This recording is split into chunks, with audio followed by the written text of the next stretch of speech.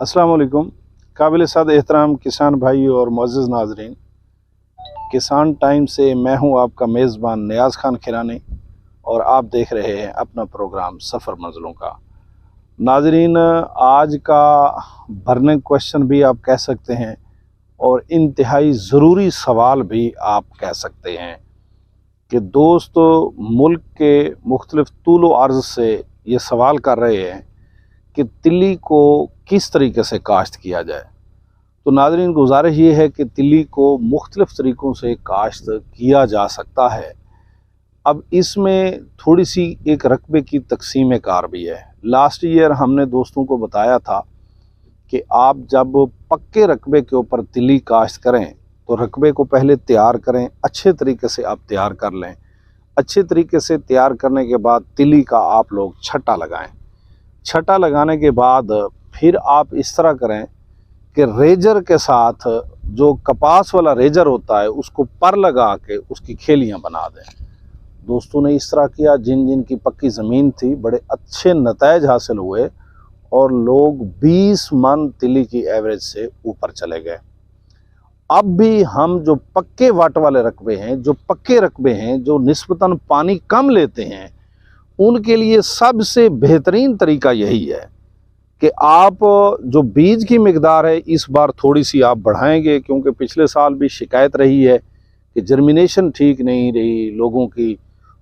असूली तौर पर तो 2 किलो काफ़ी है, लेकिन जर्मिनेशन के जो ख़तरात हैं, आप 3, 3.5, 4 किलो भी डाल दें कोई बात नहीं, बाद में उसको आप लोग उखाड़ लें जो ज़्यादा उगी है। और पौधे की कमी नहीं होनी चाहिए, क्योंकि ज़हरी बात है कि जो उसकी एवरेज होती है उसका टोटल इन्हसार वो नंबर ऑफ़ प्लांट्स पे होता है। लिहाजा बीज आप एहतियात से इस्तेमाल करें और उसकी पूरी मिकदार डालें, कम मिकदार ना डालें, यानी 3 किलो से ऊपर डालें एकड़ में।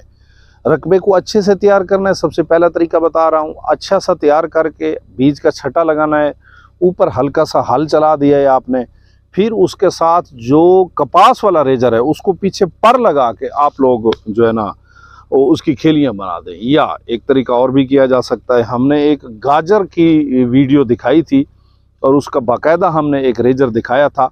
वो 10 इंच तक का बेड बना जाता है। वो जो 10 इंच का बेड बनाता है उस पे गाजर की जर्मिनेशन ठीक होती है, वतर भी ठीक आता है। अगर छट्टा देकर आप वो 10 इंच वाला वो बेड बनाने वाला स्पेशल रेजर अगर आपको कहीं मिल जाए तो वो दी बेस्ट है। उसके बाद अगला ऑप्शन है कि तिल्ली को अगर प्लांटर के ज़रिए काश्त कर दिया जाए तो ये बड़ा बेहतरीन किस्म का तरीका है कि तिल्ली को आप लोग प्लांटर के ज़रिए अगर काश्त करें। इंतहाई माजरत के साथ लास्ट ईयर हमने बड़ी कोशिश की कि इस तरह की मशीन तलाश की जाए जो तिल्ली का बीज लगा सके। प्लांटर आप लोगों को पता है कि वो मोटा बीज उठाता है और वो यूँ समझे कि ज्वार को भी प्लांट कर लेता है, मक्की को भी कर लेता है, कपास को भी कर लेता है, सनफ्लावर को भी कर लेता है, लेकिन ये जो तिल्ली वाला बीज है वो डायरेक्ट नीचे गिर जाता है। अगर किसी जगह पर वो अवेलेबल है तो मैं समझता हूँ प्लांटर के ज़रिए काश्त सबसे अच्छी काश्त है गर्मी की फसल की। लेकिन शर्त एक और भी है कि प्लांटर जो हम मक्की वाला है वो 20-22 इंच पर लाइन को ले जाता है, ये फासला बहुत ज़्यादा है। हमें लाइन कम फासले पे चाहिए, यानी आप मैक्सिमम उसका फासला आप कर लें 6 इंच, 7 इंच या 8 इंच। इससे ज़्यादा फासला होगा तो फिर यील्ड में कमी आ जाएगी। अगर कम फासला रखते हुए किसी के पास ऐसा प्लांटर मौजूद है तो इस तरीके से भी उसको वो काश्त कर सकता है। प्लांटर का तरीका बेहतरीन तरीका है। पहला तरीका मैंने पक्के वाट के लिए बताया कि आपने बेहतरीन ज़मीन तैयार करके छट्टा देकर कपास वाले रेजर के साथ पीछे पर लगा के उसकी खेलियां बना देनी है, बेहतरीन होगा। उसका फ़ायदा ये है कि जब बारिशें होगी तो पानी डेप्थ में रह जाएगा, आपकी तिल्ली मुरझाएगी नहीं, मरेगी नहीं। लास्ट ईयर जिन दोस्तों ने ये नहीं किया था और पक्के रकबों के ऊपर उन्होंने ऐसे तिल्ली काश्त की थी, तो वो जब तिल्ली को पानी लगाया था ना उन्होंने, तो वो फिर कालें आती थी, मैसेजेस आते थे वो तिल्ली मुरझा गई है जी, मरने लग गई। ज़हरी बात है, पानी ज़्यादा मिला है तो तिल्ली मरेगी तो सही, जब वो खेली के ऊपर आ जाएगी फिर तिल्ली मरेगी नहीं। तो ये हमने पहला तरीका बताया है कि उसको छटा करके रेजर का। दूसरा तरीका बताया, अगर आप लोगों को प्लांटर दस्तयाब हो तो वो बेहतरीन तरीका है। उसके बाद जो तीसरा तरीका है तिली काश्त करने का, तिली अच्छे वतर पे उगती है, कम वतर पे तिली नहीं उगती है। रकबे को आपने वतर कर लेना है, यानी रौनी कर लेनी है, पानी लगा लेना है। सही हालत में जब रकबा वतर में आता है तो आप उसको अच्छा सा हल चलाएं, जो कच्चे रकबे वाले हैं अच्छा सा हल चलाएं, और अच्छा सा हल चलाने के बाद आप लोग उसके ऊपर 2 से 3 किलो तिली का बीज का छटा करें। और छटा करने के बाद आप लोग ऊपर वाला जो आखिरी हल है वो इंतहाई कलील मिकदार में लगाना है, थोड़ा लगाना है, यानी जिससे सिर्फ तिली का बीज यानी छुप जाए। यानी जिस तरीके से तुख्म बलंगू की हम मिसाल देते हैं, उसके ऊपर हल्का सा वो चलाते हैं। जैसे लूसन वगैरह को जो जब हम काश्त करते हैं तो उसके ऊपर भी हल्की सी मिट्टी आए तो वो उगता है। अगर ज़्यादा डेप्थ में चला जाए तो उसके लिए मसाइल होते हैं, बीज बहुत बारीक होता है।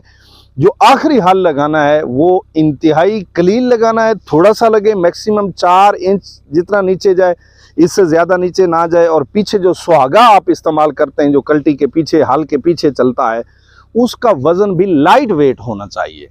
उसके बाद फिर जब तिली उग आती है, अच्छा फिर दोस्त ये भी पूछते हैं कि तिली की काश्त के वक्त खाद, जी प्यारे भाई, खाद अगर काश्त के वक्त आप 20 से 25 किलो DAP, चाहे आप प्लांटर की शक्ल में काश्त कर रहे हैं उसके साथ भी, चाहे आप जो पहले हमने बताया छट्टा देकर रेजर के साथ खेलियां बनाने की उसके साथ भी, चाहे जो हमने ये लास्ट वाला मेथड बताया इसके साथ भी, अगर आप 25 किलो नीचे खाद इस्तेमाल कर लें तो ज़हरी बात है कि जिस पौधे की जड़ अच्छी टिकेगी उसका तना भी अच्छा बनेगा, और जिसका तना अच्छा बनेगा वो पत्ता भी अच्छा होगा, खुराक भी अच्छी बनेगी, और उसके जो कैप्सूल हैं वो भी अच्छे बनेंगे, सारा काम अच्छा हो जाएगा। तो बेहतर यही है कि अगर आप दे लें तो अच्छा है, वरना देता कोई भी नहीं है। आप कह लें कि 98% लोग नीचे खाद नहीं देते, लेकिन मैं खाद देने को फ़ायदा समझता हूँ। बातें दोनों बतानी पड़ती हैं, इसलिए दूसरी बात भी हमने लाजमी आपको बता दी है।